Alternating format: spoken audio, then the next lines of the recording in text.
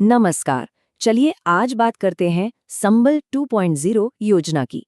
आखिर क्या है इसके फायदे और कैसे ये योजना असंगठित क्षेत्र के कामगारों के लिए एक बहुत बड़ा सहारा बनती है।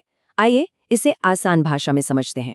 तो भाई सबसे बड़ा सवाल यही उठता है कि इस संबल 2.0 योजना के असली फायदे क्या-क्या हैं। आज हम इसी सवाल की तह तक जाएंगे। देखिए, फायदों को जानने से पहले ये समझना जरूरी है कि आखिर ये योजना है क्या चीज और इसका मकसद क्या है। तो चलिए पहले इसकी बुनियाद को समझते हैं।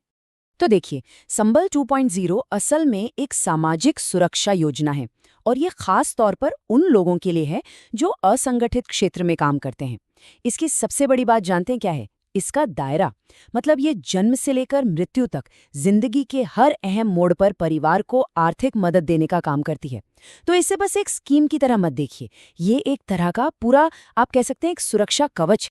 चलिए अब जरा इसके सबसे अहम हिस्से पर नजर डालते हैं, जीवन और सुरक्षा से जुड़े फायदे। मतलब जब जिंदगी में कोई मुश्किल आन पड़ती है, कोई अनहोनी हो जाती है, तब ये योजना कैसे काम आती है। आप देखिए इसमें क्या क्या शामिल है। किसी दुर्घटना में मृत्यु होने पर मदद, स्थायी विकलांगता होने पर मदद, यहाँ तक कि अंतिम संस्कार के लिए भी सहायता का प्रावधान है। तो चलिए एक एक करके इनको थोड़ा और गहराई से समझते हैं। सोचिए, किसी भी परिवार पर क्या बीतती होगी जब घर का कमाने वाला सदस्य किसी हादसे का शिकार हो जाए। उस वक्त परिवार को संभालने के लिए फौरन एक आर्थिक सहारे की जरूरत पड़ती है। और यहीं ये योजना एक बहुत बड़ी भूमिका निभाती है। ऐसी दुखद स्थिति में परिवार को पूरे 4 लाख रुपए की आर्थिक मदद दी जाती है। ये रकम उस मुश्किल घड़ी में एक बहुत बड़ा सहारा बन सकती है ना?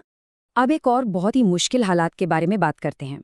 मान लीजिए किसी हादसे की वजह से कोई व्यक्ति हमेशा के लिए काम करने लायक ही ना रहे।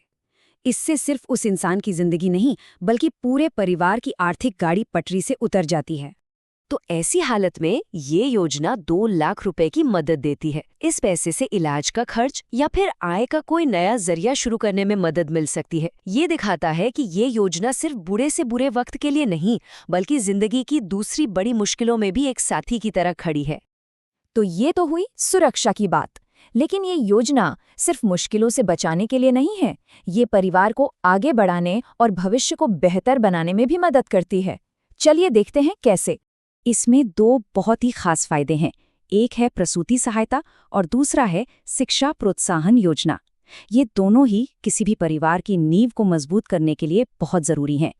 घर में नए मेहमान का आना कितनी बड़ी खुशी की बात होती है ना? पर हाँ, इसके साथ कुछ आर्थिक जिम्मेदारियां भी तो आती हैं, खासकर माँ और बच्चे की सेहत को लेकर। तो इसी बात को ध्यान में रखते हुए योजना में 16,000 रुपए की प्रसूति सहायता का प्रावधान है। अब ये पैसा किस लिए? ताकि माँ को अच्छा खान पान मिल सके और बच्चे की शुरुआती देखभाल ठीक से हो पाए।